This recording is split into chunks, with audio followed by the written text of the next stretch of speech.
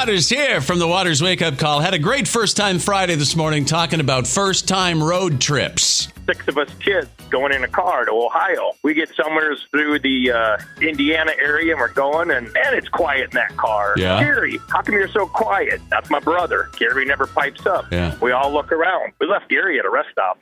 Oh, no. We had to turn the car around and go back and get him. So how far had you gone without poor Gary? About an hour. So an hour back. And how old was Gary at the time? I was probably 3 or 4, and he's like 5 or 6 years older than I am. Okay, so he's probably 9 or 10. Yeah. Jeez. Yep. We go back, and he's just sitting there. He's just sitting there. Yeah, I was waiting to see how long it would take you before you forgot me, Mom and Dad and siblings. Yep. Was it in Indiana this happened? Yes. Please tell me it was Gary, Indiana. I guess I never thought about that. Okay, well, we're going to assume that it was Gary, Indiana. There you go. My niece was just got in her car, and she was going to go on her first road trip to Ames, Iowa. Okay. She called us probably about an hour out, and she says, I'm in Farley, Iowa. Uh-oh. Which way do I go to get to Ames? We're like, what are you doing in Farley? Well, we always go that way. Anytime I was young, we would always go to Dubuque to see our family. That was the only way she knew how to go. And I'm assuming that's way off course. Farley is going towards Dubuque, and Ames was going back the other way on 20. So her aim to Ames was way off. Way off. It was her first time in the car by herself driving, and that's where she ended up. It does make sense, doesn't it? It does. Probably before GPS? Way before GPS, but she just got on the road and off she went. Yeah, on an extra long adventure. Along Highway 20. Along Highway Yeah. Very adventurous Highway 20. I know that. It's very boring. You had a guy on there talking about the road trip to Ames. Yes. My mother had a similar situation. Yeah, her aim to Ames was off? Yeah, very much so. Yeah. We decided to go to Adventureland down near Des Moines, Yeah. and the only way she knew how to get to Des Moines was through Cedar Rapids. We live in Cedar Falls. Oh, boy. So you went the wrong way, and then you had to backtrack. Exactly. So she only knew how to do it that way, going to Cedar Rapids, and then? Well, because she saw that there was signs, Des Moines this direction, Sure. in Cedar Rapids. So it was a long road trip. It was a long road trip, yeah. And how old were you at the time? Oh, gosh, I was probably in my early teens, maybe. Yeah, and not much patience at that age, I'm sure. No. No, and a long time in the car. Especially with 2 younger brothers. I'll bet she had her hands full. Yes. I'll bet she never did it again. No, we give her a hard time about it to this day. How's it going today, Mike? Good. How are you doing, Ding Dong? I'm doing good, Mike. Oh, good. One of the ladies in my office wanted to go to Minneapolis, and she lives in Marion here, so she drove over to Des Moines to go up 35. So she drives all the way to Des Moines to get to Minneapolis because she wanted to take 35. Evidently. When was this? Was this recently, Ding Dong? No, it was probably 10 years ago, I suppose, something like that. But Yeah. She called me from Des Moines wanting to know how to get up to Minneapolis. I said, what the heck are you doing in Des Moines? Yeah, it should be like a 4-hour road trip, but I'm sure for her it was like, oh my God, I can't even imagine. I can't do that kind of math this early. Yeah, she had to stop and get a motel, spend the night over before she got there. Yeah, I'll bet. Oh, Ding Dong. Yeah. You know what, Ding Dong? Your coworker is a Ding Dong. Yeah, I'm telling you. I think you turn people into Ding Dongs. If you're around anybody, they turn into a Ding Dong. Well, that isn't such a bad deal. Well, yeah, not as far as you're concerned. Hi, it's Darlene from Wisconsin. Darlene from Wisconsin, how is the cheese state today? Really cold, windy, and a lot of snow. How much snow did you get in Wisconsin? It's really white. A foot? No, just a couple inches. Okay, all right. Well, that's not so bad. So you got a road trip story there, Darlene? Years ago, when I was young and my sister and brother and my other little sister, my dad and mom finally wanted to take a trip.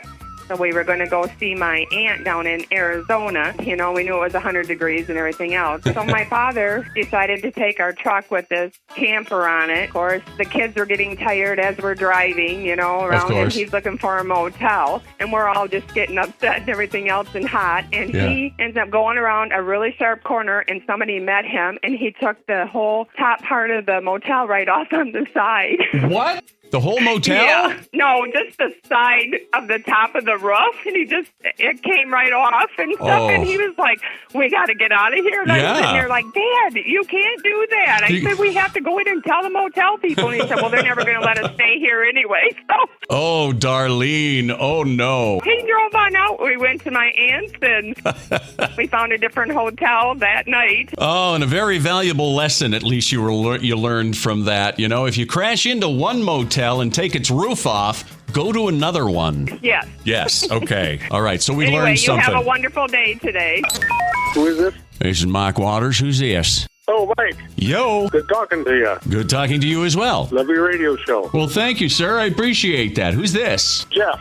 Jeff. Wisconsin. Jeff Johnson? From Wisconsin. Oh, Jeff Johnson from Wisconsin. Well, no, Jeff Thornton from Wisconsin. Oh, Jeff Thornton. Because, you know, I was going to sing the Jan Janssen from Wisconsin song, and now I can't.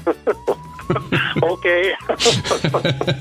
So what's happening, Jeff? Well, I just got a road trip story. Okay. 4 buddies and I headed for Cheyenne, Wyoming one afternoon. Drove all night, of course. Yeah. A buddy of ours had joined the Air Force.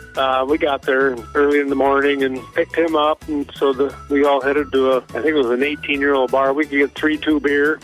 Weak beer. Those were the days. Anyway, we walked in, and it's like, we don't know what's going on here. There's 6 guns and Bowie knives, and everybody's got all this. Like, what the heck are we walking into? Right. Weapons everywhere. Anyway, it was Cheyenne's Frontier Days. Oh, thank God for that. They weren't just looking for out-of-towners who looked weird. So, yeah, it ended up pretty good. We sang Willie Nelson. They were playing him quite a bit. We had singing, and the whole bar was going, and had a great time. That story could have ended badly, walking into a bar with weapons like that. I'm glad it was a happy ending. Yeah. Well, we had a good time, though, but it was a little weird.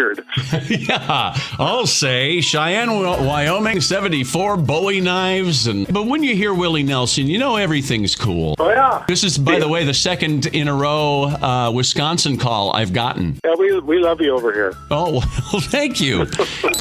Morning, Mike. How you doing today? Hey, I'm doing pretty good. How are you? I'm doing good. Good. So tell me about your first time road trip. Christmas time, school's out, and we're headed up to Belmont, Iowa, which is south of Clear Lake a little bit. Okay. Now, this is back in the early 70s when Interstate 35 ends at Blairsburg, Iowa, and doesn't start back up until Mason City. Okay. Mom and 6 kids all loaded up, and we're headed up there for Christmas for our grandparents, and a blizzard hit. Well, of course it does. Oh, yeah. Yeah. So we ended up stopping at the hotel there in Blairsburg, and it's just one of these little, single-story hotels, roadside hotels. Sure. And within an hour or so, there was probably about 20 families in the lobby because the rooms were all sold out. Right. When we leave to go to our grandparents for Christmas, we got sleeping bags, we clean out the refrigerator and all kinds of other food, and most of the people that got stranded there was no food, and there's no store.